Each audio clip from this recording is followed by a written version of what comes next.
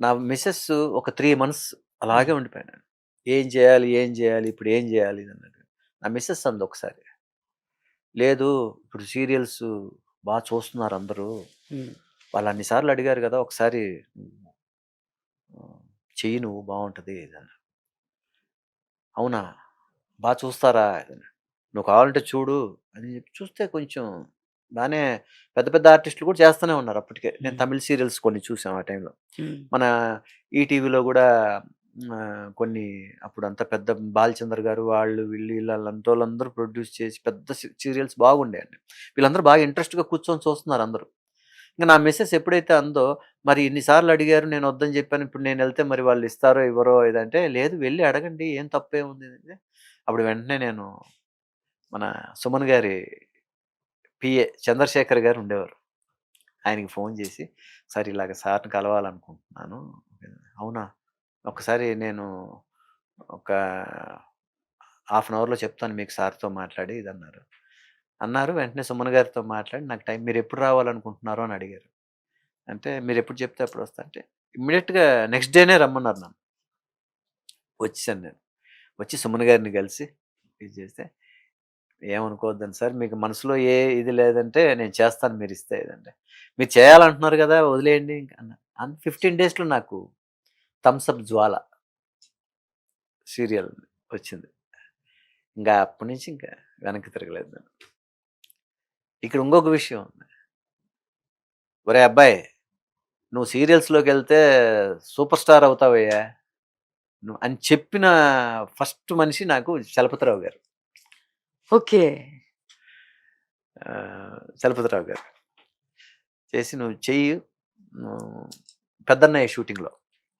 పెద్దన్నయ్యకి మాకప్పుడు ఆయన ప్రొడక్షన్ కంట్రోలర్‌గా ఉండేవాళ్ళాయన. హ్మ్. మొత్తం అంతా ఆయన ఇన్‌చార్జ్‌గా చూసుకుంటూ ఉండేవాళ్ళు చలపతిరావు గారు. మన 'రామకృష్ణ సినీ స్టూడియోస్' బ్యానర్‌లో. బాలకృష్ణ గారి హీరో. నేను అందులో బ్రదర్. ఆహ్, ఆ షూటింగ్ అప్పుడు నాకు చలపతిరావు గారు, "నువ్వు సీరియల్స్ చేయవయ్యా! సూపర్ స్టార్ అయిపోతావు. నిజంగా చెప్తున్నా నా మాట తీసుకో నువ్వు" అన్న. "అదేంటి అన్నగారు అంత మాట అంటారు? సీరియల్సు నేను సినిమాలు చేసేటప్పుడు సీరియల్స్ ఎలా చేస్తాను అది ఇది" అంటే, "నీకు తెలీదయ్యా! అందరూ ఎంత చూస్తున్నారు. నీకు తెలీదు. నువ్వు సూపర్ స్టార్ అయిపోతావు" అని ఫస్ట్ నాతో అన్న మాట ఆ పెద్దాయనే చలపతిరావు గారు. ఆయన కొంతమంది పెద్ద అందుకే పెద్దలు ఎప్పుడు గూడా ఒక్కోసారి కొన్ని మాటలు అవి నిజమవుతాయి. తర్వాత వెనక్కి తిరగలేదు సీరియల్స్‌లో నేను. I never seen back 12 years. నా పిల్లల చైల్డ్‌హుడ్ నేను చూడలేనంత స్థాయికి షూటింగ్స్ రోజు 3 షిఫ్ట్‌లు. ఓహ్! మద్రాస్, హైదరాబాద్, మద్రాస్, హైదరాబాద్, హైదరాబాద్, మద్రాస్ అలాగే చేశాను. చేసి అలాగే సో, మరి మీరు తమిళ్ ఇది 2 సీరియల్స్ చేస్తూ తమిళ్ ఉన్నారు. అండ్ తెలుగు. తెలుగు.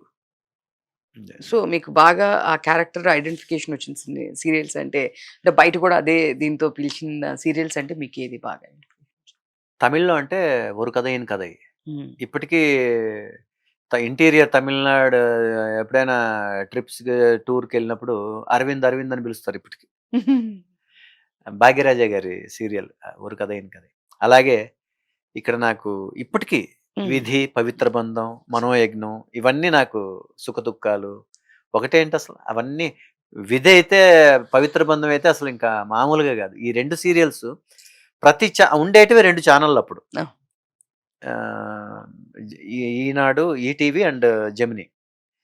దీంట్లో 3 దాంట్లో 3 ఉండేటివి నాకు. అక్కడ 2 జరుగుతుండేటివి తమిళ్. ఇవన్నీ మద్రాస్‌లోనే సగం షూటింగ్స్ అన్నీ మద్రాస్‌లోనే ఉండేటివి నాకు. ఒక ఈటీవీ, ఆర్‌కే రాఘవేంద్రరావు గారి సీరియల్ తప్ప ఇక్కడ మిగతావన్నీ నావన్నీ అక్కడే జరుగుతుండేటివి మద్రాస్‌లోనే.